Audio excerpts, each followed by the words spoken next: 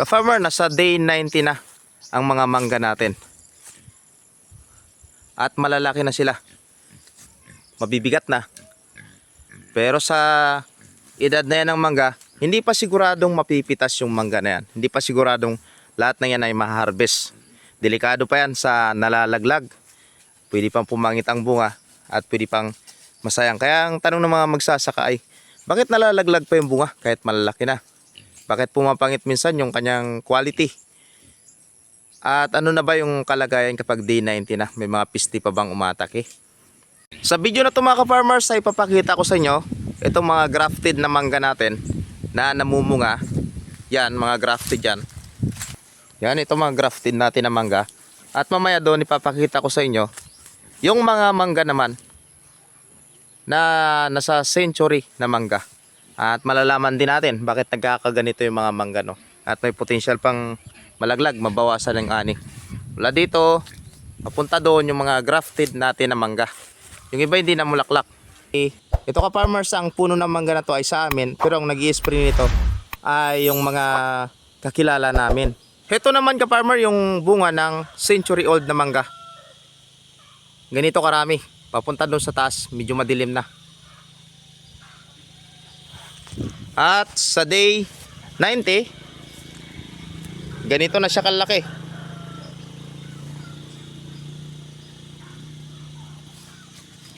At yung kanyang balat ay namumula-mula na. Yan. Nakarang video mga ka-farmers ay pinakita ko yung mangga natin ay nasa day 80 pa. At ngayon ay nasa day 90 na. Ito ka-farmer yung mga bunga ng mga grafted natin na mangga, no? Yan. Sa day 90 ay critical din ito sa panahon ng bunga ng mangga. Dahil dito ay umaatake na talaga dito yung mga piste. Kapag inatake yan ng piste katulad nito, yan, masisira siya at malalaglag. Bawas yan sa ating mapipitas. Ito. Pangalawa, dito ay critical din yung paglalagay ng abono dahil importante na masupply natin. Kailangan din dito yung tamang patubig. Kailangan ng tubig dito, farmer, pang hindi mahirapan at hindi may stress sa tubig yung ating mga mangga. Yan. Mamaya papakita ko sa inyo doon sa malaking puno ng mangga yung paglalagay ng pagdidilig ng tubig, lalo pa ngayong tag-init. Kahit ganito na kalaki yung bunga ng mangga, hindi pa rin maiwasan na mayroong nalalaglag na bunga. Kaya ang tanong mga ka-farmers, bakit nga ba nalalaglag yung bunga kahit ganito na kalaki? Katulad nito, may nalaglag. Yun, bitak siya, no? So may tatlong dahilan kung bakit nalalaglag yung bunga ng mangga. Ang unang dahilan ay water stress. Kapag sa ganitong panahon na namumunga ng mangga, mas maganda kung halimbawa mauulanan siya. O di kaya naman pag hindi maulanan, kailangan itong diligan upang masupplyan niya yung mga bunga niya. Kapag hindi na diligan ka-farmers, natural, magbabawas ng bunga. Pangalawa ay nutrition, nutrients. Kailangan ng bunga yung calcium at potassium para sa pagbubunga. Ito ka-farmers, silipin natin dito sa loob. Ano? Ayan, hindi natin halos makita sa labas yung dami ng bunga dahil sila ay pumasok na dito sa loob. Ngayon ka-farmers ay dito na, umakyat na ako dito sa taas ng grafted na mangga. At ito na nga yung mga bunga niya dito sa taas, oh. Nagsilambitin na. Ito yung mga kailangang masupplyan ng potassium at ng calcium upang tumibay yung bunga sa pagkakapit at mas lalo siyang bumigat. Lumaki. Ayan, oh. Grabe daming bunga, daming pira. Yun pa, sa kabila. Tingnan nyo ka-farmer, kahit na siya ay grafted lang, yun ang puno niya, grafted lang siya, pero ka-farmer, ang dami ng bunga. Mamaya makikita rin natin doon sa century old na puno kung gaano karaming bunga sa taas. At ang pangatlong dahilan kung bakit nalalaglag ay dahil sa piste. Maraming mga piste yung pwedeng tumama, katulad ng karamihan ay fruit fly na tuturok sa inyong mga bunga, no? Mayroon ding mingo, pulp weevil. Yan, katulad nito. Pero dito sa amin wala pang mango pulp weevil, kaya delikado, di ba? At marami pa mga punggos siyempre. Kaya napaka-importante dito yung alaga. Alaga sa spray dito, lagi itong inisprayan. At ngayon nakita nyo na yung mga grafted na mangga kung paano sila mamunga. Yan, bababa na tayo. At pupunta naman tayo doon sa century old na mangga. Kukumpara natin at doon ipapakita ko rin sa inyo kung paano dinidiligan yung mga mangga. Yan. Oh, isang sanga lang, di ba? Kaya ka-farmer dito sa grafted na mangga, napansin ko dito ay talagang marami siyang mamulaklak, pero pag nabunga na dito sa area namin ay mas kukonti yung kanyang napuproduce na bunga. Hindi katulad mamaya sa malaking mangga, papakita natin. Ang advantage lang dito mga ka-farmer ay mas maliliit yung mangga, mas madaling isprayan, mas mababa, hindi mahirap i-maintain.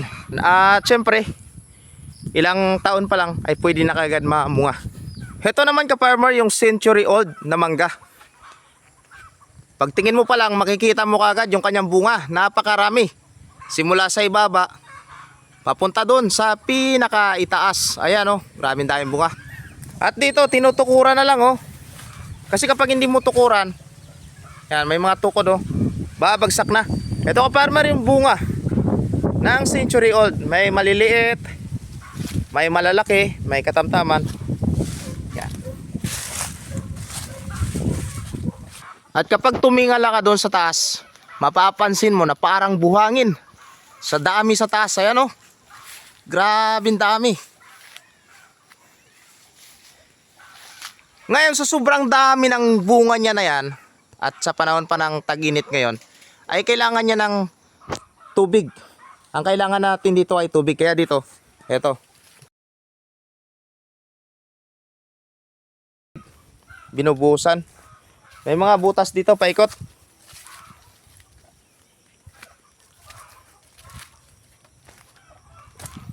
Yan. Yan yung si Kuya Ike, yung kuya ko.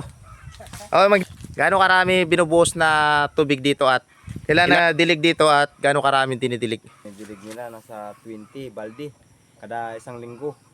Depende pag umulan, hindi sila nagdidilig, pero kailangan ng tubig kasi pag hindi didiligan, bibiyak yung mangga. Gaano kadalas sila mag-spray? Pag umi-spray sila pag nakikita nila na may piste yung mangga. Pero pag wala naman, hindi rin. Mga sa Isang linggo, isang bisis. Sa isang linggo, Pag isang bisis. umulan, yun, i-spray sila pag umulan. Pag umulan lang, mag-spray sila. Yung piste. Piste. Anong mga piste yung mga Yung piste dito ay yung parang putakte. fruit fly? Fruit fly. Oo. Yun ang bumubutas sa mangga. Maliban doon, wala naman, walang digma. So maliban yan mga ka-farmers ito, marami na silang tuko dito, you know? Talagang tinutukuran nila kasi tingnan mo yung mga sanga doon. Talagang mababalik kung hindi matukuran. Nandito na ako ka-farmers sa taas ng mangga. At ito na nga yung mga mangga. Yung kanyang mga bunga. Maraming mga lubi dito. Yan yung bunga niya pababa. Heto. Heto yung mukha niya sa malapitan. Yung kanyang tawag dito, yung kanyang sa amin, pergan. Yan.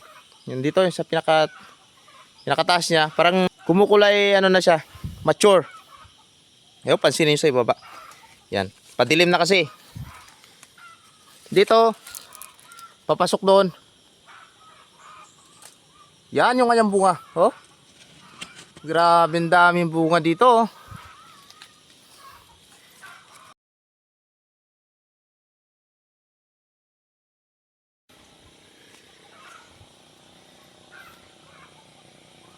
Kaya ganun na lang sila magdilig kasi talagang kailangan na.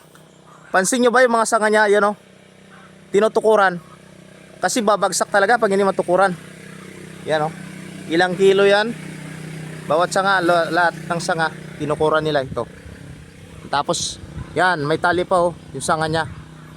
Sa sobrang dami pa ng bigat na yan o, isang sanga lang. Yun o, yung mga bunga niya. Sa taas, sa baba, sa gilid, sa sanga. Ganitong yugto ng mangga, sa ganito na karami yung kanyang bunga, kailangan hindi tayo dito mag-abono ng nitrogen. Ang pinaka-abono na nilalagay dito na pinakamarami ay potassium. Ito ay upang tumulong sa pagpapalaki, pagpapaganda pa ng kanyang bunga. At isa pang good practices nila dito, lahat ng mga nahulog na mga mangga sa baba ay dinadampot nila at iniipon sa isang lalagyan upang hindi hindi magkalat pa ng maraming mga sakit. Ayun ka farmers, padilim na at pinakita ko na sa inyo kung ano yung bunga ng mga grafted at itong bunga naman ng mga century old na mangga. Tulad yan. At nakita nyo na kanilang kaibahan. Ang tanong mo na lang ngayon sa sarili mo ay, saan ba yung mas maganda? Saan ba yung mas gusto mong yung century old o yung grafting? Bibilang na lang tayo ng mga ilang linggo at ma-harvest na itong mangga. Malalaman na natin yung kung ilang kilo lahat ng ito, kung gaano karaming bunga na produce ng mangga na to, at kung magkano ang pwedeng kitain sa isang puno lang ng mangga versus doon sa puno ng grafted na mangga. At malalaman na rin natin kung gaano kabigat yung average ng bawat puno ng bunga ng mangga na to. Kaya dyan lang mga ka-farmers ang video natin. Maraming salamat sa inyong panonood at salamat sa inyong patuloy na pagsuporta, pag-abang sa ating mga videos, at abangan ninyo yung cost of return and analysis dito sa puno ng mangga. Kung hindi ka pa nakapag-subscribe, please do subscribe for more videos. Like mo yung video na to, pang mas marami pang magsasaka ang maabot ng video na to. At pwede ka rin magbahagi ng iyong personal experience pagdating sa pag-aalaga ng mangga. Yun lang, maraming salamat and happy farming sa ating lahat. Paalam!